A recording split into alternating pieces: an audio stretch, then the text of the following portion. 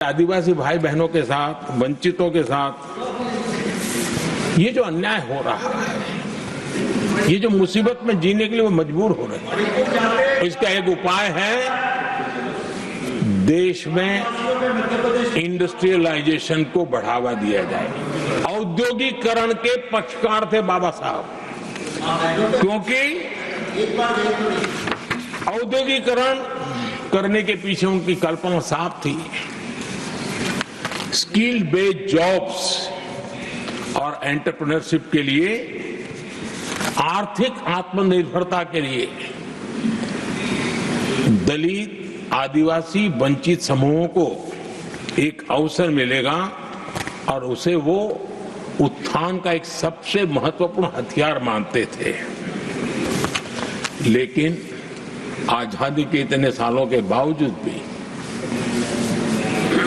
इतने साल कांग्रेस को सत्ता में रहने का अवसर मिला, तब भी बाबा साहब की इन बातों को पर गौर करने का भी उनको समय नहीं था। उन्होंने बाबा साहब की इस विचारों को पूरी तरह खारिज कर दिया। एससी एसटी समुदाय की आर्थिक लाचारी बाबा साहब समाप्त करना चाहते थे।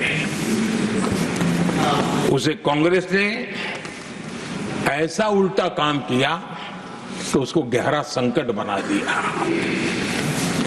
आदरणीय सभापति जी, 2014 में हमारी सरकार ने इस सोच को बदला और हमने प्राथमिकता देते हुए स्किल डेवलपमेंट, फाइनेंशियल इंक्लूजन और इंडस्ट्रियल ग्रोथ पर हमने जोर दिया।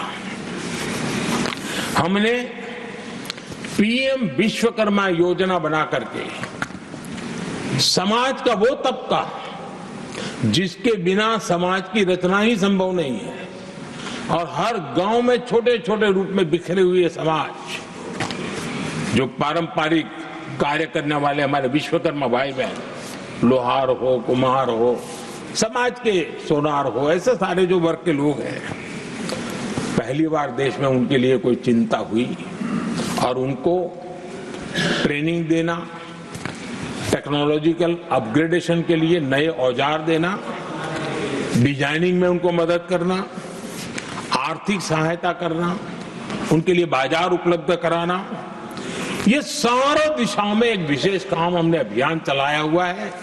और समाज का ये वर्ग है जिसकी तरफ किसी ने ध्यान नहीं दिया, और समाज नियंत्रण में जिसका महत्वपूर्ण रोल है, उस विश्वकर्मा समाज की हमने चिंता। आदरणीय सभापति जी, हमने मुद्रा योजना शुरू करके जिन लोगों को पहली बार उद्यम के क्षेत्र में आना था, उनको निमंत्रित किया, उनको प्रोत्साहित किया।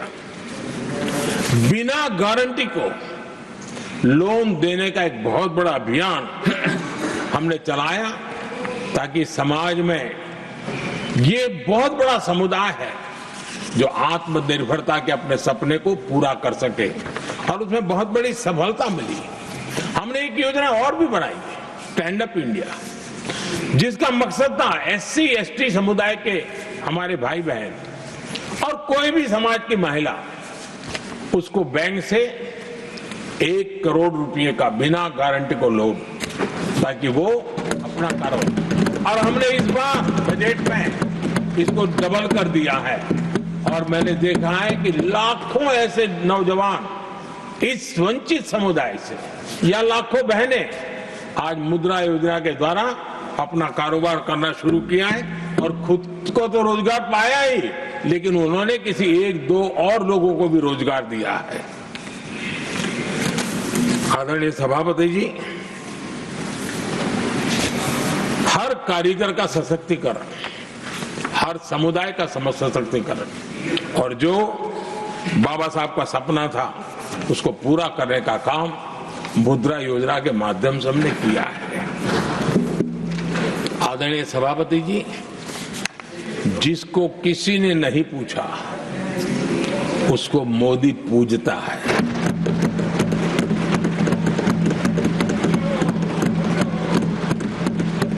गरीब वंचित उसकी का कल्याण ये हमारी प्राथमिकता है। इस वर्ष के बजट में भी आप देखिए, लेदर इंडस्ट्री, फुटवेयर इंडस्ट्री, ऐसे अनेक छोटे दायरे के विषयों को हमने स्पर्श किया है और इसका सबसे बड़ा लाभ गरीब और वंचित समुदाय के लोगों को मिलने वाला है, जो इस बजट में घोषणा की। अब उदाहरण के रूप में टॉयज की बात करें, समाज के इस प्रकार के वर्ग के लोग ही टॉयज बनाने के काम में हैं। हमने उस पर ध्यान केंद्रित किया। बहुत सारे गरीब परिवारों को अनेक प्रकार की उसमें मदद दी गई और उसका परिणाम आज आया है कि टॉयज हम एक्सपोर्ट करने की आदत में फंसे हुए थे, आज इंपोर्ट करने की आदत में फंसे हुए थे, आज हमारे टॉयज 3 गुना एक्सपोर्ट हो रहे हैं। और जिसका फायदा समाज के एक बहुत ही नीचे के तबके में जीने वाले, मुसीबतों से गुजारा करने वाले समुदाय को मिल रहा है।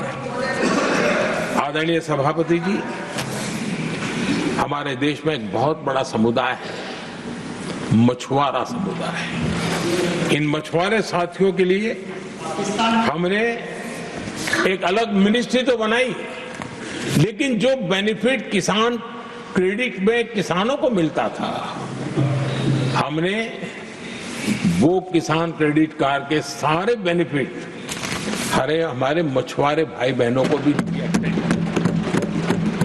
ये सुविधा दी।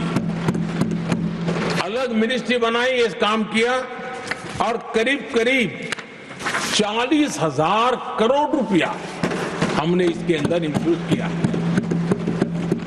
फिशरीज सेक्टर को बल दिया है और इसका प्रयास इन प्रयासों का परिणाम ये आया है कि हमारा मछली उत्पादन 2 गुना और एक्सपोर्ट भी 2 गुना हुआ है और जिसका सीधा बेनिफिट हमारे मछुआरे भाई बहनों को हुआ है। यानी समाज के सबसे उपेक्षित हमारे बंधु हैं, उनको हमने सबसे ज्यादा प्राथमिकता दे करके हमने काम करने का प्रयास किया है। आदरणीय सभापति जी, यहाँ जो जातिवाद का जहर फैलाने की जिनको नया शौक लग गया है, हमारे देश के आदिवासी समाज, उन आदिवासी समाज में भी कई स्तर की स्थितियां हैं।